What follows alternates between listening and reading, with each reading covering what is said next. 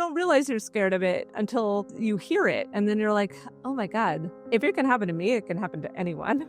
I'm definitely creative, original, unique, and just optimistic. I am most passionate about my son. I'm also passionate about my work. I'm a theater director and playwright, and that is what I do outside of momming. Honestly, there were no red flags. I was totally caught incidentally. I had gone to an endocrinologist. I just thought I needed my thyroid levels checked. And she did check them, but then she said, no, you have a pretty big nodule right there. And I just thought that that was my face and like that was my neck because I had had it for such a long time.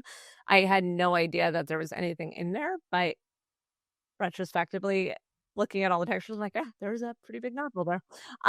So she had me go for an ultrasound, and the ultrasound actually came back benign because it was read by AI.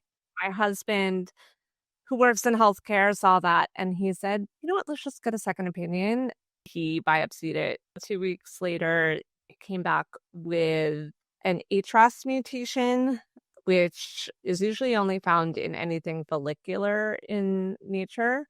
And then it also came back as having nuclear changes and positive gene expression. My left lobe was so big that it had two nodules. One was cancer and one was precancer. But because it was so big, it was crushing my parathyroid and it was touching a whole bunch of lymph nodes. So they took all the surrounding lymph nodes. So I ended up with a central neck dissection as well. And and a parathyroid transplant. I waited like another 2 weeks for the true pathology to come back to like confirm that it was papillary. When I woke up, I thought that I would never be able to move my neck again, because I wasn't able to move, and I thought I legit thought I was paralyzed. I actually haven't seen any other pictures of people being wrapped that way after surgery, so I wasn't expecting that. It felt very hard to breathe. It felt very hard to move. My heart rate was really high when I woke up. I think they call it tachycardic. I think I was more distracted by that because they've been saying, "Oh, your heart rate's high. Your heart rate's high. It's not coming down." The day I took off the gauze, I had a really hard time emotionally with that. It all came crashing down and like what happened, and I finally digested what happened. So that was a hard day where I was like processing everything that I had to just go through, all the poking and prodding and testing and surgery, and like it was just a lot. And on top of it, like my heart rate was still really high at that point. So I was concerned that I had, something was wrong with my heart. And it was just like I could not get over the feeling of like I can't talk. Like I wasn't able to fully talk and express myself. And that was really hard. I had to accept that that's what I look like now.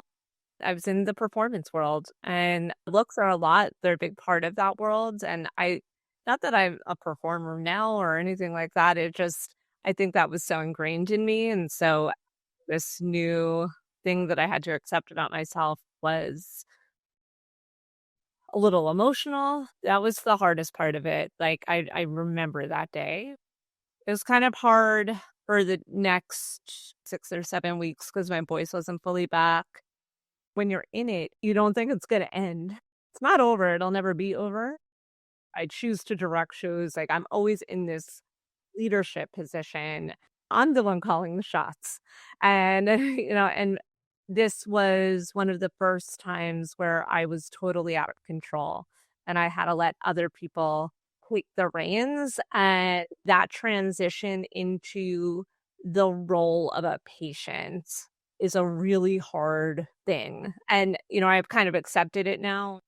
I feel like it's true with anyone who's diagnosed with cancer in their life. You go your whole life getting positive reports from doctors. And then one day, the one time you get something where it's like the thing that you're scared of, you hear it. And then you're like, oh my God, if it can happen to me, it can happen to anyone.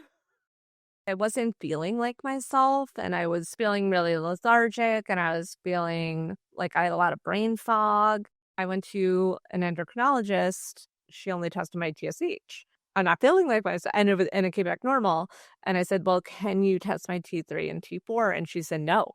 That is like the case with a lot of endocrinologists. So I ended up calling my surgeon, asking him for a recommendation to test everything. Within 5 minutes, she was like, "Oh yeah, like your T3 is off." She was like, "I'm gonna put you on thyroid meds." And I was so happy to go on it because I was like, "Okay, well, am I gonna feel like myself again?" And turns out I do.